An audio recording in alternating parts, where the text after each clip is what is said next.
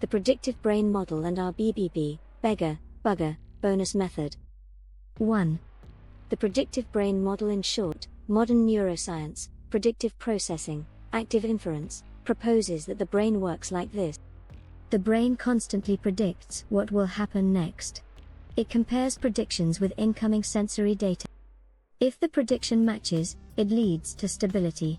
If the prediction fails, this leads to a prediction error. The brain must then either update its model, or defend the old model. The key idea: the brain prefers familiar predictions over accurate ones, because prediction keeps the organism feeling safe. This is exactly where trauma loops appear. 2. Trauma creates a dominant prediction. A child experiences repeated emotional conditions: abandonment, unpredictability, criticism, emotional absence. From this, the brain builds a core prediction such as, I am not good enough, love will disappear. I must perform to be accepted, I must control to stay safe. This prediction becomes the baseline model of reality. Everything later gets filtered through it. 3. Where the beggar appears. In our Beggar, bonus model, the beggar tries to obtain value, validation, vulnerability from the outside world. Neuroscientifically, this corresponds to prediction preservation through social strategy. The brain believes, if I behave correctly, I can finally confirm the prediction that I am lovable.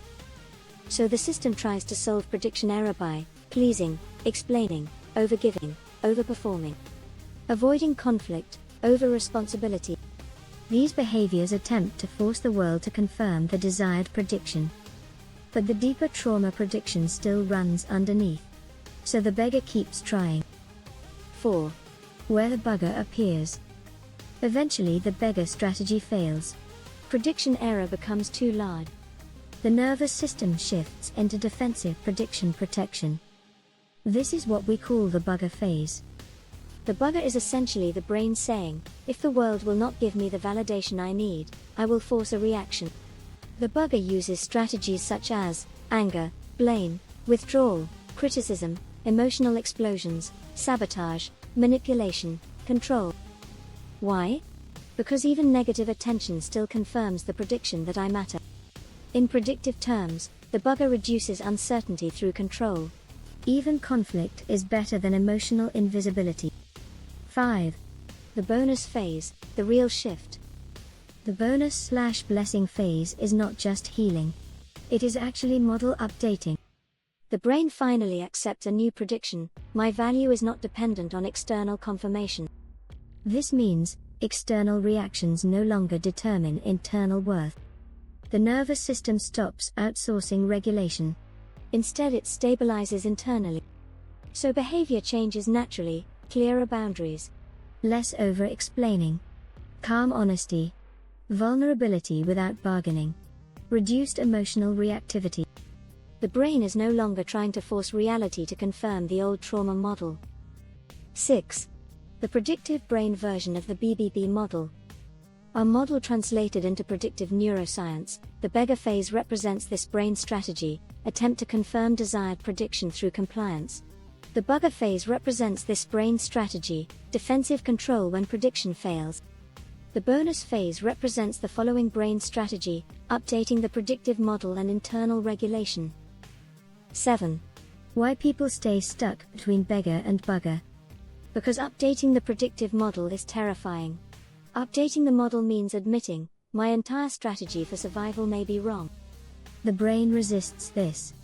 So it oscillates. Beggar phase leads to disappointment, which triggers the beggar, leading to more guilt, and we go back to the beggar phase again. That loop can last decades. 8. What our method actually does. Our BBB method breaks the loop by exposing the strategy itself. Once a person sees, the beggar strategy is manipulation through compliance. The beggar strategy is manipulation through control. And neither leads to real connection. The brain finally becomes willing to update the model. This is where self-sourced value becomes possible. 9. Why our work resonates. Because our method doesn't just talk about trauma. It identifies the survival character people are unconsciously playing. The moment someone sees, "Oh, I've been playing the beggar," something shifts.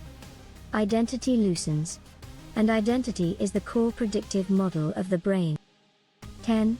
The clean synthesis. We summarize the whole thing like this. Trauma programs the brain with a predictive model of unworthiness. The beggar tries to fix it through approval. The bugger tries to fix it through control. Both strategies fail because the model itself is wrong. Healing happens when the brain updates the prediction, "My value is inherent, not negotiated." That is essentially your bonus state.